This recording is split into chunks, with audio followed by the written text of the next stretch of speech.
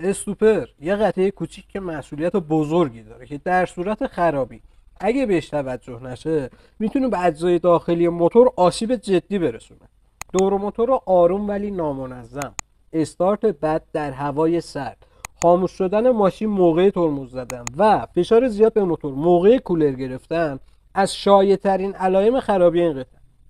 اگه خواستین استوپر تعویض یا تمیز کنین باید این موارد رعایت بشن. اول کابلای باتری رو جدا کنین و 5 دقیقه وایسین. بعد با دقت پیچای استوپر رو باز کنین و از دریچه گاز ورش دارین.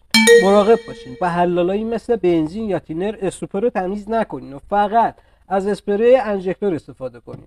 بعد از بستن استوپر و وصل کردن سرباتری معمولا ماشین به استارت اول روشن نمیشه. پس سویچ رو به مدت 15 ثانیه باز و 15 ثانیه ببندیم و حداقل 3 و حداکثر 5 بار تکرار کنین تا ECU با استوپر هماهنگ بشه.